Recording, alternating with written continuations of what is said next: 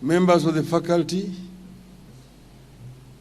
my colleague, brother, Tim Wanyonyi, distinguished guests, ladies and gentlemen, students, comrades power, comrades power.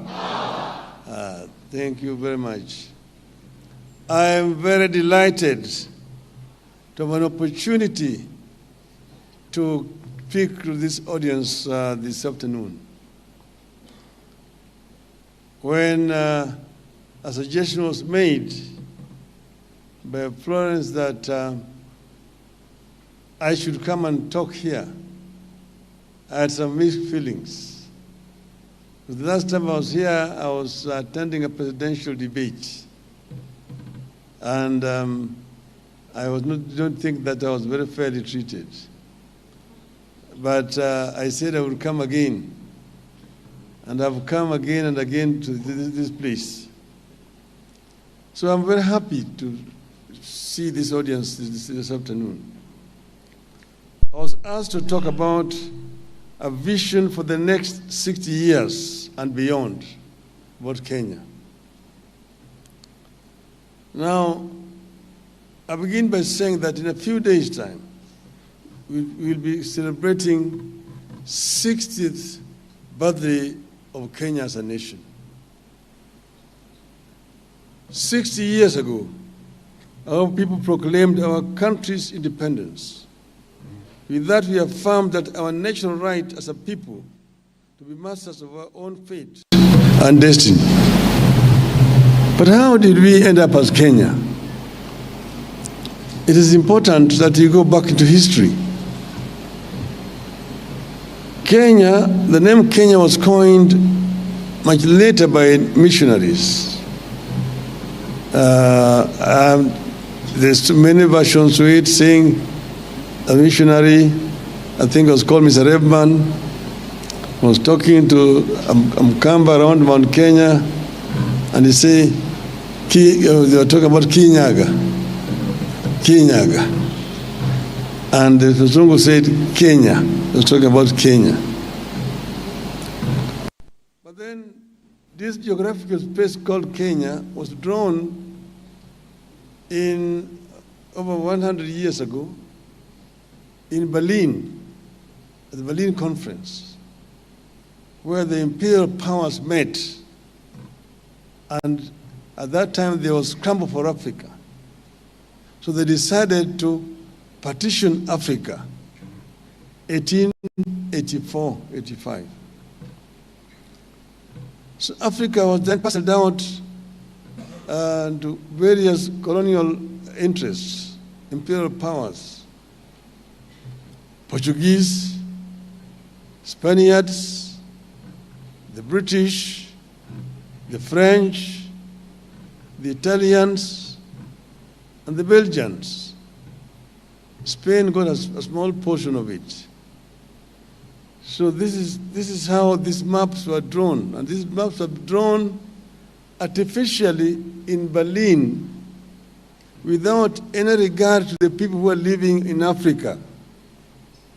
So Africa was artificially divided among the imperial powers. That's why you see that borders among many African countries are straight lines.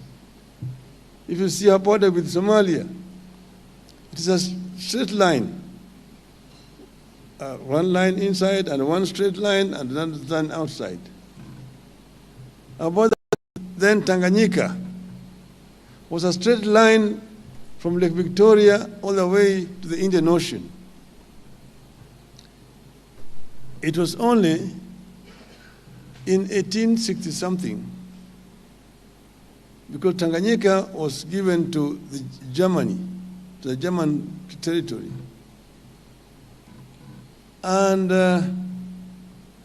on the German Emperor's 50th birthday, it was called Otto von Bismarck, Queen Victoria, who was the head of the British Empire, in a gesture said that on your 50th anniversary, I give you the highest peak in Africa, Kilimanjaro. And that is how You see, Kilimanjaro was originally in Kenya.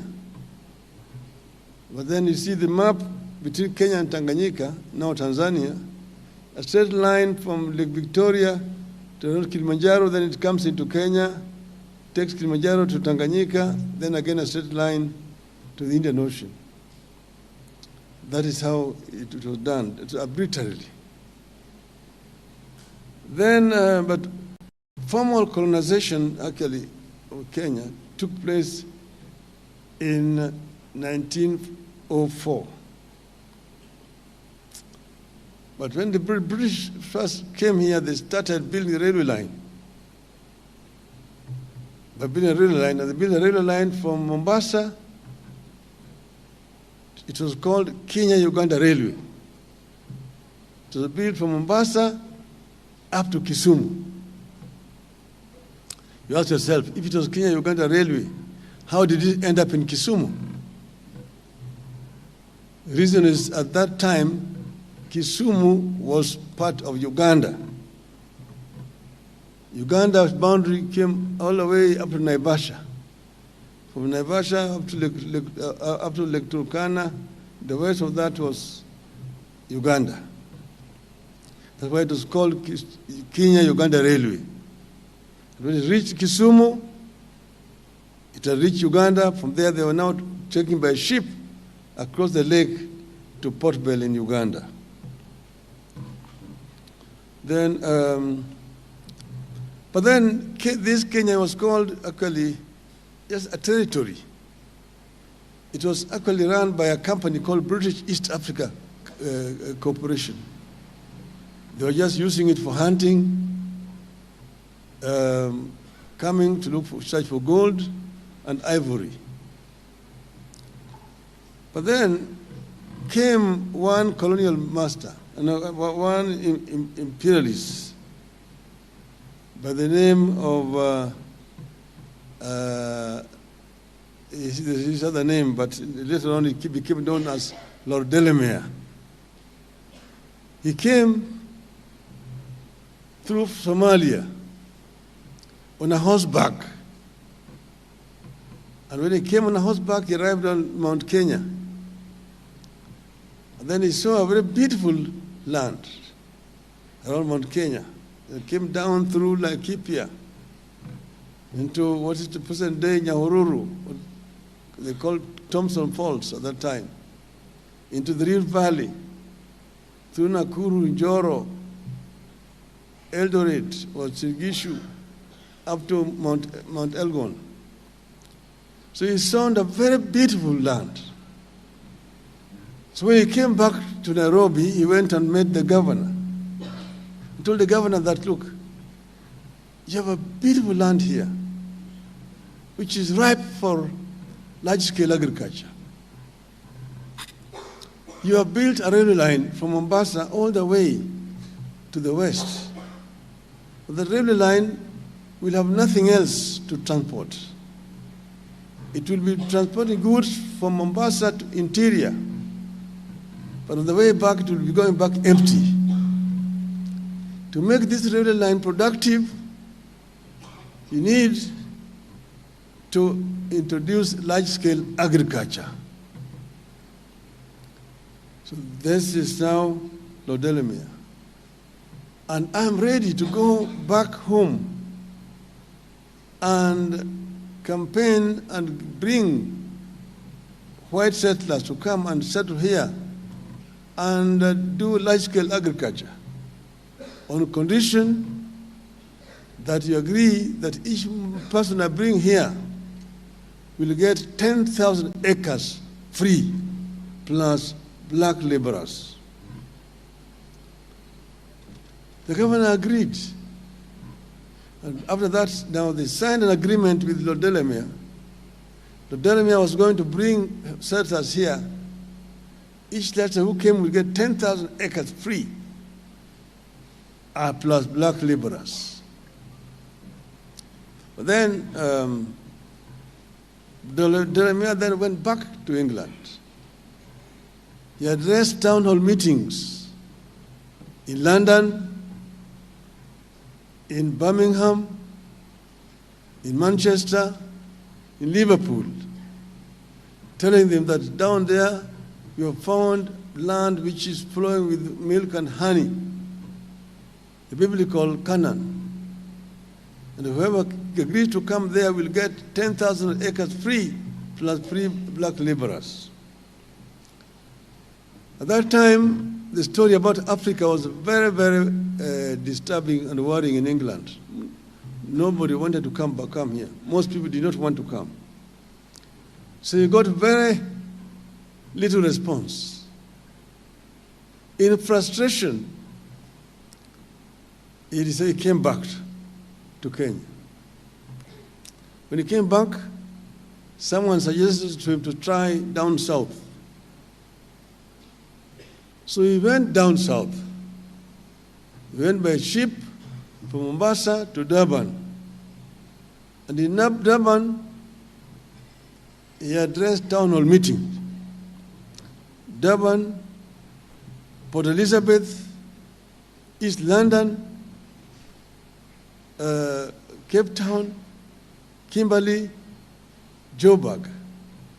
There he found white men who had lived in Africa for generations and who did not fear Africa. They agreed easily to come. The prospect of coming and having their own land, because a number of them were laborers on their own fellow white farms, was very appealing. So they came, and that's how most of white settlers who were here during that period came, a majority Boers from South Africa and Rhodesia. So they came here, they got land and got laborers. And so that's how Kenya was then occupied. So we ended up with what was called white highlands in this country. And people were moved, population were moved to create space for these people to settle. From Laikipia, from the slopes of Mount Kenya, the Maasai communities were living there. The whole of that Laikipia plain were moved. Around Naivasha, there was a corridor, 10-mile corridor, opened for Maasais to pass without chasing ngombes, to go down to Narok and Kajiado, as they're called. Some Maasais were moved from Eldoret area. That area is called Uasin Gishu County today. But the Uasin Gishu Maasai are now in Trans Nzoia, that's where they live. They were moved from there to create space for Wazungus to settle in those areas. In Kericho and Bomet there, a large chunk of land was taken away from the Kipsigis and turned into tea estates. The same thing happened in Nandi. The same thing happened in Central Province area here and around Mount Kenya area. People were moved away from their lands and to create space for large-scale farming. So that's how Kenya was now settled by the white men. And then the white men, of course, they set up administrative structures in the country and ran this country for 60 years. So Kenya is now 60 years independent. It was also 60 years under proper colonial rule. So today now you are almost at 50-50 now. To look at what happened, what did the colonialists do in that 60 years, and what have we done ourselves the 60 years. Over the years, the joy of we attained independence after a long struggle, because Kenyans were being oppressed seriously. The land had been taken away. Africans were classified as not even second class, third class people. You had apartheid in this country. There was the white man, there was the Indian, there was the Arab, and then there was the African, number 4, that time. And people rose up in resistance to this colonial rule. You will hear the story of Chief Koinange, who in 1912 had to go to the court to apply to be allowed to plant coffee in his farm, because natives were not allowed to plant coffee, and he had to fight to be allowed to plant coffee. People were not allowed to settle in certain parts of their country.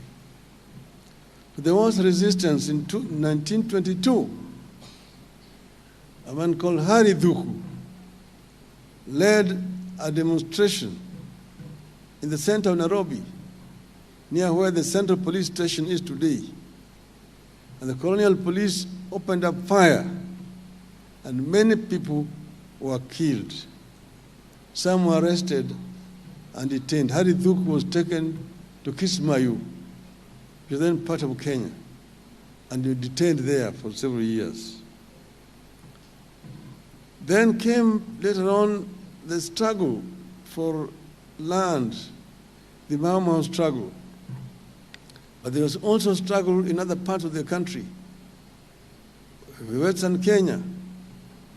But before that, the Nandi resistance that you heard about, led by Samuel Koitalel. The Kamba resistance here, led by Mwindu Mbingu. The resistance by the people of Western Kenya, Ojijo Teko, Agula Awala, Elijah Masinde Wanameme, just to mention but a few. You will remember, of course, Mekatili Wamenza from the coast. So there were several people of this country who resisted colonialism. Eventually, Mau Mau freedom movement came up in 1952, and a state of emergency was declared in this country. Many people were arrested, were detained, and very many people were killed during that struggle. It's a very bloody struggle. You must remember that before that, there's a man called Wayaki Wahinga, who was arrested from his home, taken all the way to the Savo, made to dig his own grave, and was buried alive in his own grave. So the struggle was very bloody. But in the end, independence came. And independence was a combination, the struggle was a combination of the freedom fighters who were fighting and those who mobilized the masses to protest, to urge for independence in this country. And of course, you remember the Kapenguria 6, Jomo Kenyatta, Willard Kagia, Chieng' Oneko, Kungu Karumba, Fred Kubai, Paul Ngei. Then came the first elected African members of Legico.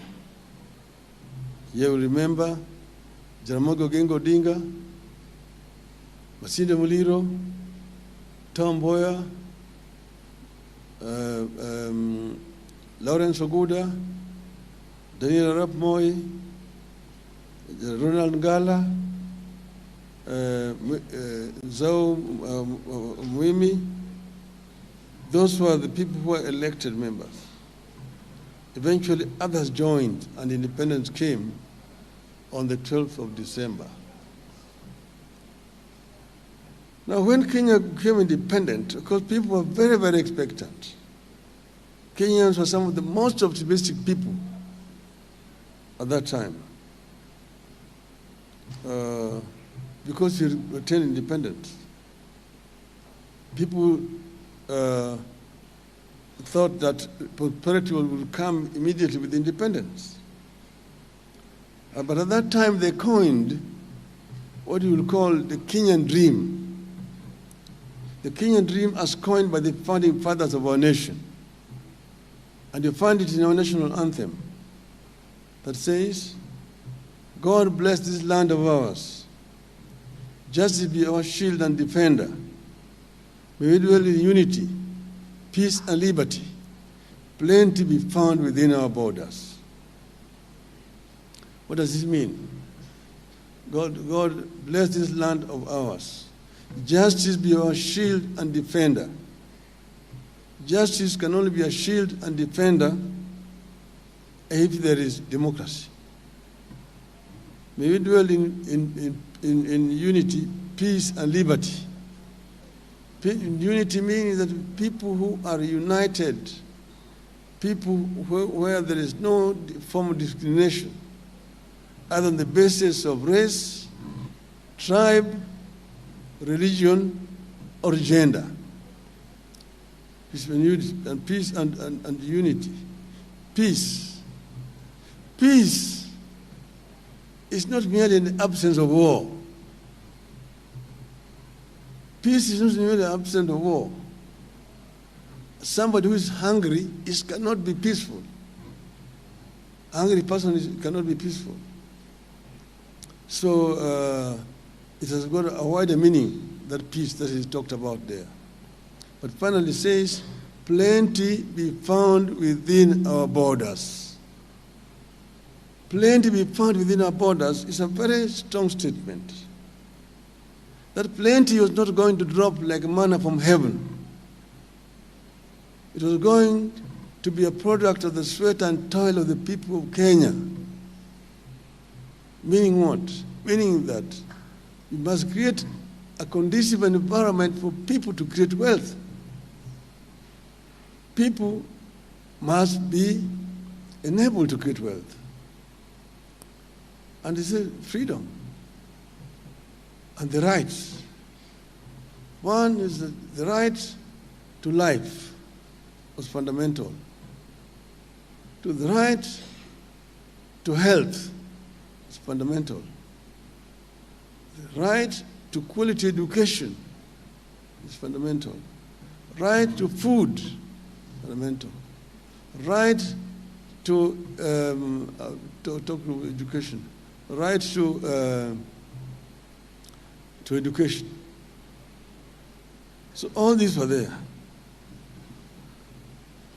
But then people were expectant. But over the years, the joy of independence has been tempered by many battles, a struggle that has continued for 6 decades.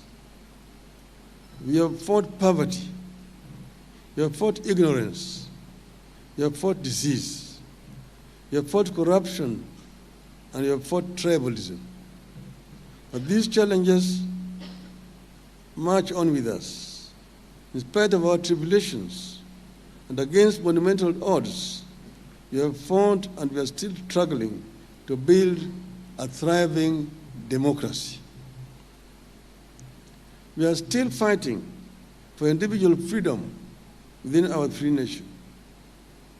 We have become the beacon of hope for the millions of immigrants for the 4 corners of the earth. We are struggling to forge a free and modern society that lives by the ideals of liberty, justice, and respect for human rights. We have fought and we are still fighting not to let any obstacle stand in the way of our destiny. I have been extremely fortunate to see the emergence and progression of Kenya up and close. First, as the son of a freedom fighter, my father was involved. 2, as the son of the first vice president for a brief period. And 3, as a son of a vice president turned a detainee. As a minister, an opposition leader, and as a prime minister.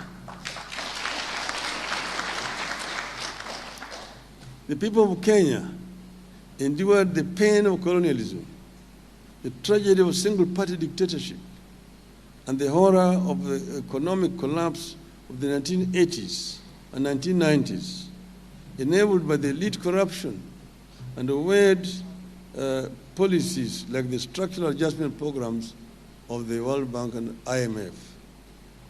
In these periods of colonialism, elite corruption, and ethnicization of national life, callous and cruel leaders took away lives and broke apart families through detention camps, jails, assassinations, and state-enabled high level of poverty. But all these tragedies and unfortunate turn of events could not take away the spirit of the Kenyan people. I have seen Kenyans pick the armor of courage to confront dictatorships and bad regimes. This 60th anniversary is therefore a good time to reflect on our past. It is also a time to look to the future. Where will this country be on the 120th anniversary of its birth, another 60 years from today, which will be the year 2083? This is a challenge that I want Kenyans to reflect on. Where we are going to be 60 years from today. Will we still be a country going around the world with begging bowls? Will we still be a country struggling with the weight of corruption, tribalism, lack of accountability, and empty promises for which the promise makers pay no price? Are we able to set the stage for a future of a dramatic departure from the Kenya of today?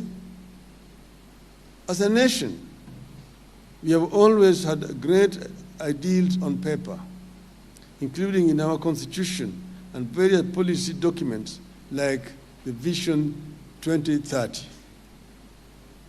We have values and principles of governance that include patriotism, national unity, sharing and devolution of power, the rule of law, democracy, and participation of the people. We also aspire for human dignity, equity, social justice, inclusiveness, equality, good governance, integrity, transparency, and accountability, among others. We aspire to live in unity, peace, and liberty. We aspire to be a nation of plenty. We aspire to be a caring nation that provides the best possible medical care to all its citizens. A nation that provides the best possible education to its children for free. That's why we promised, as Azimio, free education, primary, secondary, up to university level. We've always aspired to be the nation that extends a helping hand to the elderly, the needy, the widows, and the orphans through social security safety net programs. The founding vision is a critical document for nations that proceed to succeed. Now that we are in Catholic institution, you can turn to the book of Joshua, chapter 1, for an understanding of the value of the founding vision. God talks to Joshua about the founding vision in the following words, and I quote, "Be careful to obey all the law my servant Moses gave you. Do not turn from it to the right or to the left, that you may be successful wherever you go. Do not let this book of the law depart from your mouth. Meditate on it day and night, so that you may be careful to do everything written in it. Then you will be prosperous and successful." Unquote. Today, we are way off the original dream The nation is reeling under the heavy burden of corruption, officially sanctioned tribalism, heavy burden of taxation, and a harsh and heartless leadership. We are not the confident nation we have been over the decades. Once upon a time, Kenyans were too proud and so confident of their nation that they refused to seek jobs abroad, including the United Nations. Today, our people are scrambling to leave the country. A recent study by Pew Research showed that up to 54% of Kenyans would wish to relocate from the country. Our children are struggling to get farm jobs in Israel, to be house helps in Saudi Arabia, and security personnel in Qatar. And the president is looking for jobs for them there, to become ayahs there. Government officers themselves, including a whole president, openly say that they're trying to get jobs abroad for Kenyans. Young people with the new skills and knowledge that we need are being exported because the government cannot create jobs. And the government sees it as an achievement. It is the responsibility of our government to create jobs in the country, not to look for jobs outside. When you have a whole president running out there that is looking for jobs for people here, something is terribly wrong. We live on debt, but we still live large. We drove ourselves into the trap of the IMF and the World Bank and their unusual conditionalities that are driving us back to the 1980s and 90s. We are on the downward spiral, and a steady one at that. We are staring at a doomed future. We are uncertain and fearful of what tomorrow holds. We live one day at a time because the longer-term founding vision has been dropped. It is my position that if we return to the founding vision of this country, Kenya can emerge in its 80th or 120th anniversary as one of Africa's greatest democracies and a secure and flourishing homeland for her children. You can emerge as a democratic state that is governed by law, respects human rights, and rejects corruption. I deliberately put emphasis on pursuit of democracy and rejection of corruption as a critical pathway to Kenya's progress. If we return to the founding vision in the coming decades, Kenya will be able to witness a period characterized by tolerance and integration between communities. The country will witness equitable sharing of the wealth that God put at our disposal. If we return to the founding vision, Kenya will live through a period where leaders answer to the people, not the other way around. We'll have a country where leaders focus their energies on important things like funding education schools, fighting corruption, creating jobs here for the children. We educate and casing the burdens of the people. Kenya will then open up a hopeful chapter in which people can live a normal lives. As things stand today, Kenyans are not living normal lives. The dramatic departure the country needs from the sorry state of affairs of today will not arrive easily. Many will say it cannot happen. It will meet violent and even deadly resistance. Transition is a bold vision, but I know it can be achieved. I have been fortunate to live long enough to witness nations and regions turn around their fortunes in 50 years or even less. Think about the current prosperous and stable Western Europe. Europe went through total war and genocide that ended in 1945. During and after that war, it was difficult to believe that 50 years later, Western Europe would be free, peaceful, and prosperous. And I happened to have been Germany, which was the aggressor, and which was completely devastated. Most German cities were razed to the ground by bombs after the war had actually ended. But 15 years later, when we went to Germany and then went to Britain or France, to think that it was Britain and France that lost the war and that Germany won the war. It happened because of foresight, dedication, and hard work of the people. South Korea went through crippling war and sought help from Ethiopia during the war between 1950 and 1955. Ethiopia sent 6,037 soldiers to Korea. Now Korea provides aid to Ethiopia and to Kenya and all African countries. Kenya once upon a time gave aid to Singapore before Singapore zoomed past us.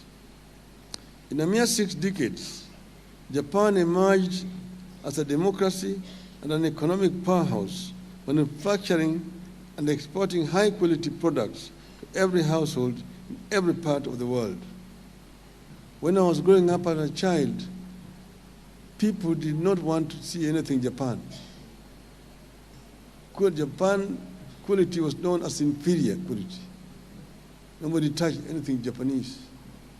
Today, Japan is equal to high quality. People don't question Toyota anymore, and so on and so forth. Within vision, a lot can happen in the next 50 years, and I pray that Kenya can rise to the occasion. At this moment, it is proper to recognize and say thank you to the nations and the development partners that have stood with us in our journey as a nation over the last 60 years. And here, we talk about the US, the UK, the EU, China, Japan, Korea, among others. We thank you. We have our neighbors to thank for this 60 years journey as a nation.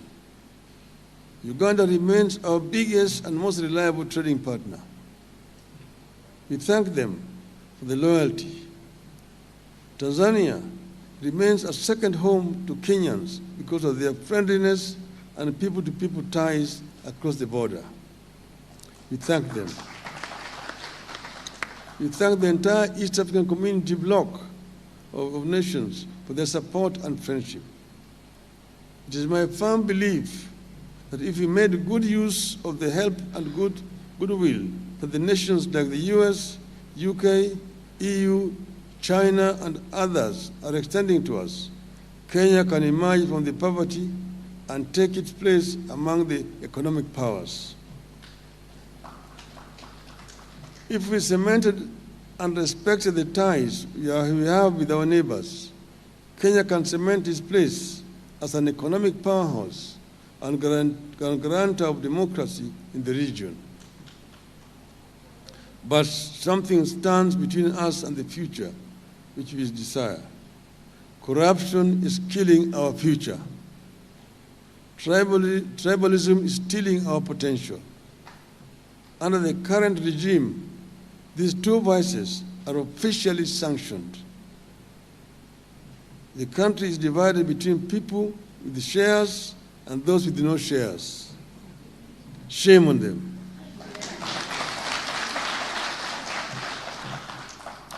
The corrupt are getting plum jobs and state protection, while those who try to stop corruption get arrested and arraigned on trumped-up charges. In the case of KCP, indications are that NEC as an institution will be sacrificed to protect the cartels.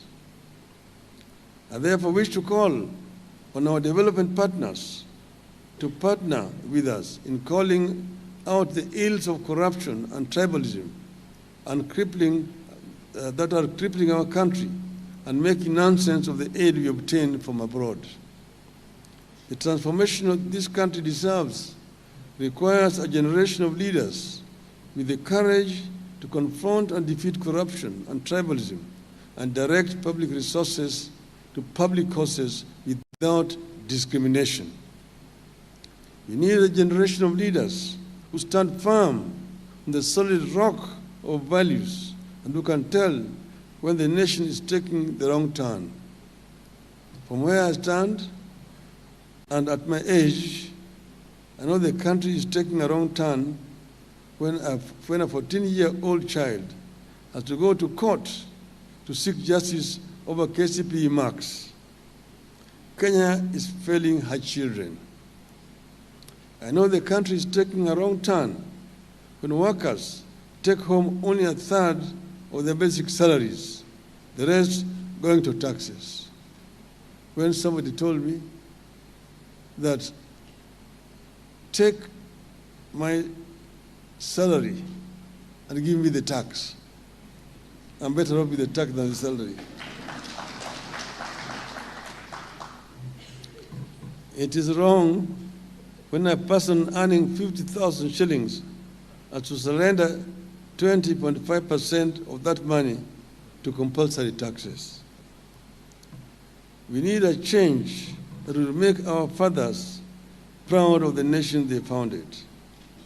We need to return to the original vision of a selfless leadership that will be a light unto other nations. We need to secure this country and its future by building a mighty democracy that can endure and withstand the worst of the challenges to our nationhood that might emerge in future. And I believe it is possible. It can be done. We can do it. God bless Kenya.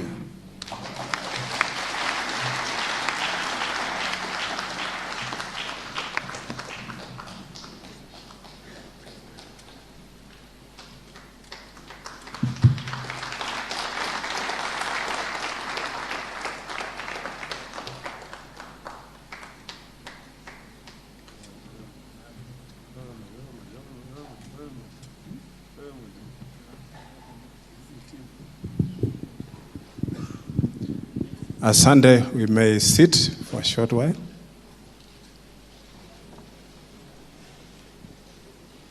I think as you are listening to the Right Honorable Raila Odinga, I'm sure you are burning what happened to our Kenyan dream. What happened to our Kenyan dream? We are the generation today that we can turn that dream into a reality. If all of us can stand up and say no